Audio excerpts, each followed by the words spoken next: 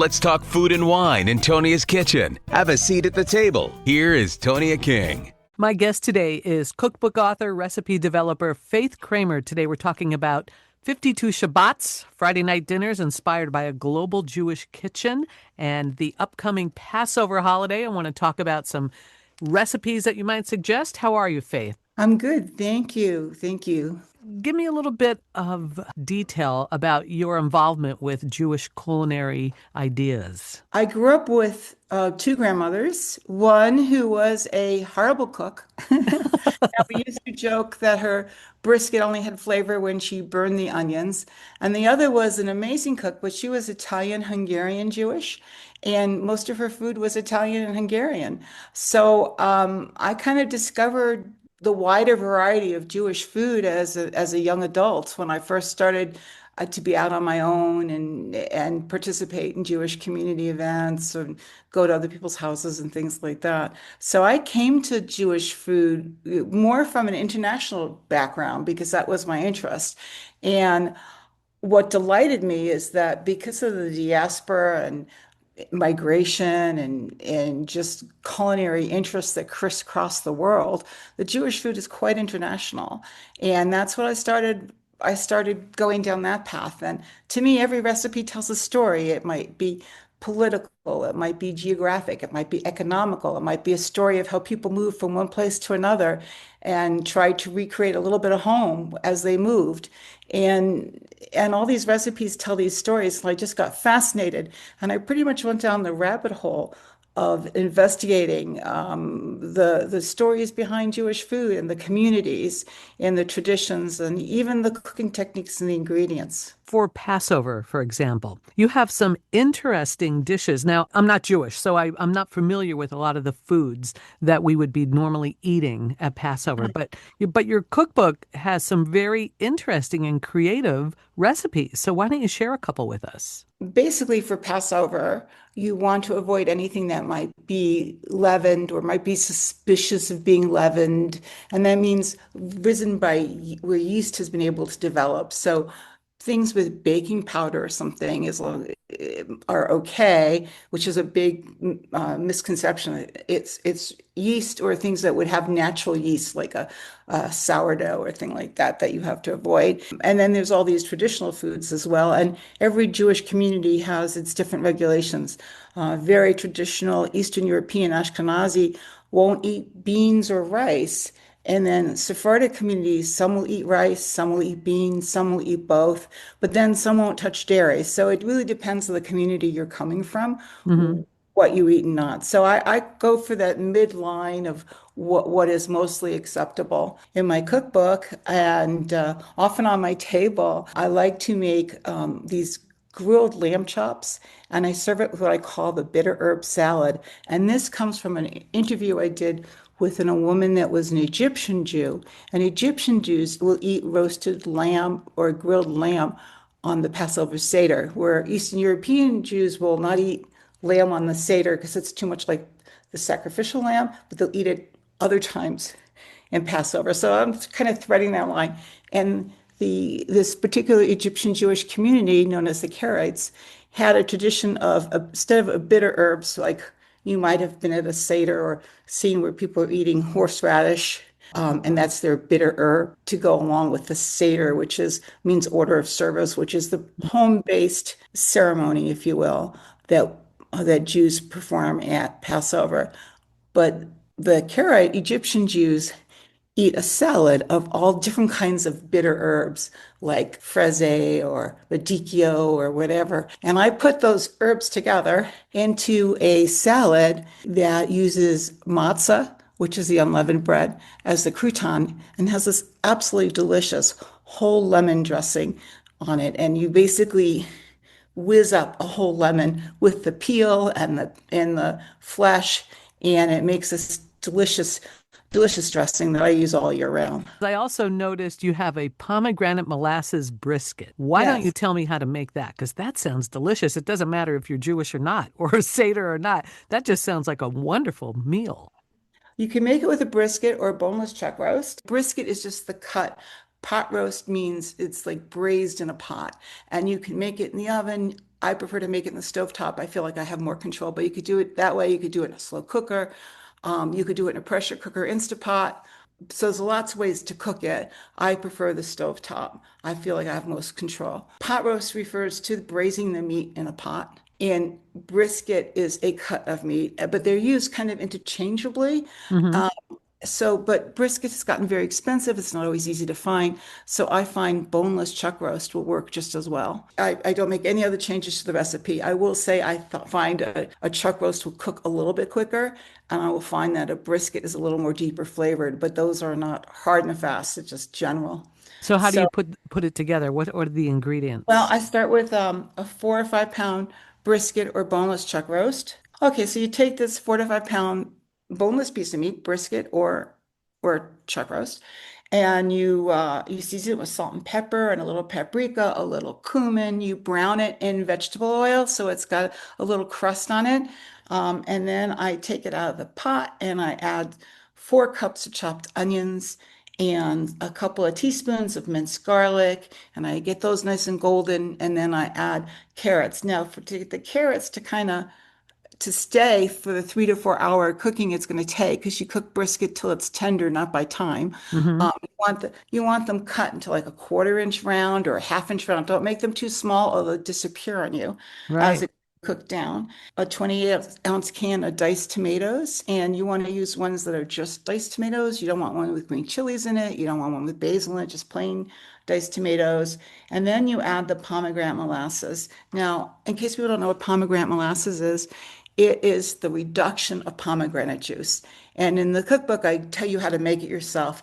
But to be honest, I always go buy it at the store. You Yeah, can it's easy get to it. buy. You can find it at a larger supermarket, a specialty market, some spice shops, and try to pick one that has nothing more than pomegranate juice and maybe some lemon juice in it. Try to avoid ones with added sugar and other ingredients. You want the pure taste, because this is going to cook for a long time.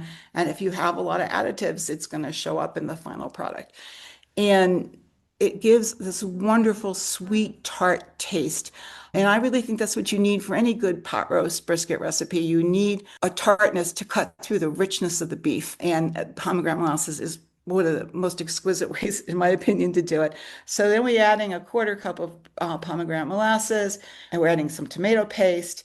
And I like to add a little bit of brown sugar just to even it out, but that's something you can taste and add at the end if you're sugar shy. You simmer it on a low simmer, adjust it to keep it at a simmer, covered until you can glide a fork through the beef. It needs to be fork tender. And you flip it and make sure it's covered. If these meats give off a lot of liquid, so you don't need a lot of liquid. If you have a lot of liquid, you're going to be sucking out the flavor. The pot does get a little dry, add a little water, a little more water, and just keep an eye on it. And so this will usually take between 3 and 4 hours. I always recommend doing this the day before.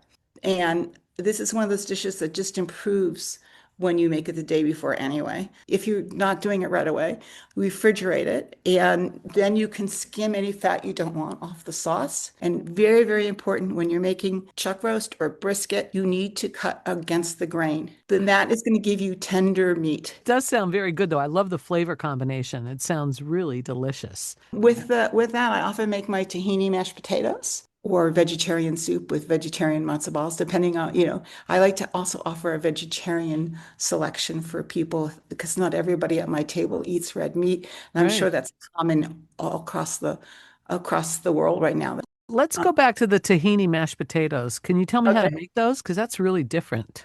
Because every recipe in my book is, I don't mix meat and dairy. Hmm. So, since you're most likely to eat these mashed potatoes with something like this brisket with a lot of gravy to soak it up, it's a non-dairy thing.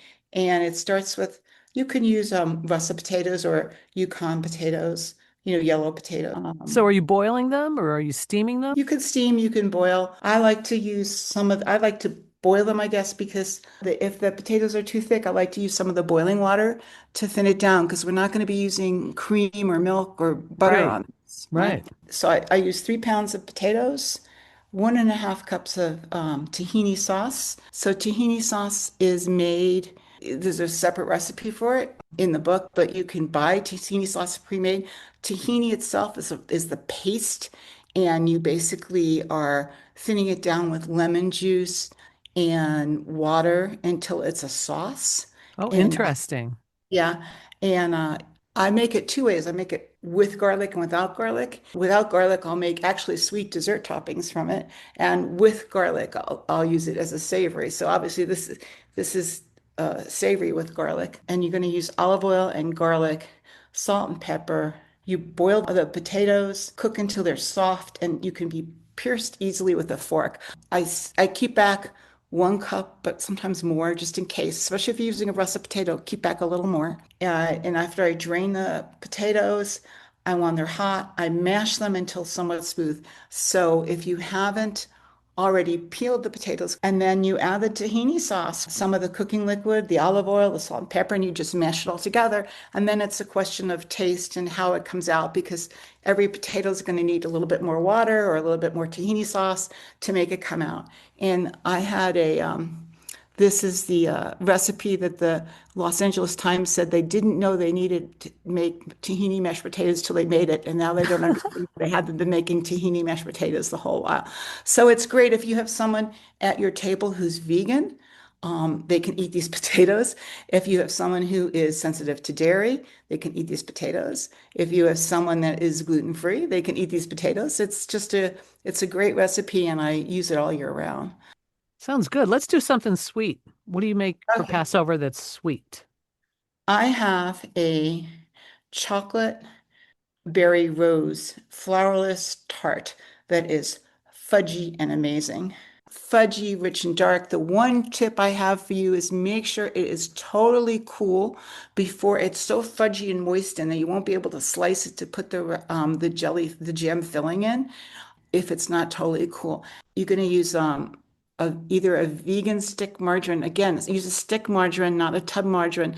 Tub margarines have a lot more water. They don't bake well and they will affect your recipe. So you want to use like a vegan butter or a vegan margarine, a parve margarine, just something, a non-dairy margarine. If you're going for that, a non-dairy butter in a stick form, or Can you you can use use regular butter?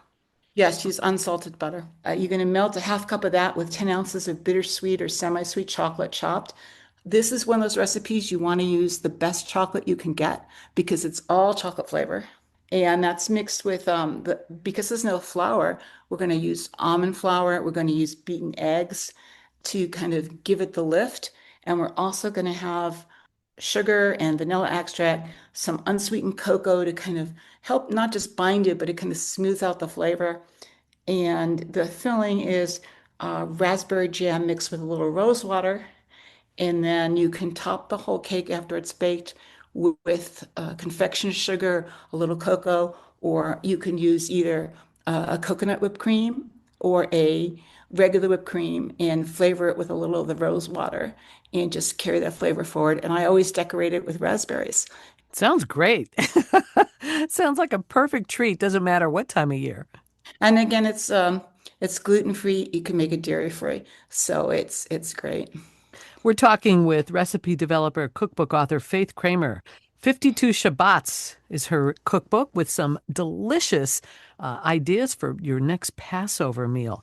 Do you have a website or how can we find you on social media, Faith? My website is faithkramer.com. So faithkramer.com. And I am Faith Kramer on Facebook, and I am in Blue Sky, and on Blog Appetit, which is the name of my old blog, but I never changed my handle on Instagram and Threads. And I do post a lot of recipes, and not just for Shabbat, but for around the year. And the book, it has a lot of detail in it about the calendar and the holidays, but it also has all these essays and stories about where these recipes came from, how I came to create the recipes or adapt the recipe, and the communities they came from, the techniques and the traditions, and the stories behind the recipe, which are very important to me. The book won an award for its design, and people are continually telling me how many pictures are in the book, and they think there's more pictures than there is. It's just such a user-friendly design. Congratulations. That's great. Well, I really appreciate you giving me some of your time today and educating me a little bit more on Jewish cooking. My pleasure. It's lovely to speak with you again. Thanks for tuning in. We hope you'll subscribe to this podcast as we continue to take you around the world of food and wine on Tonia's Kitchen.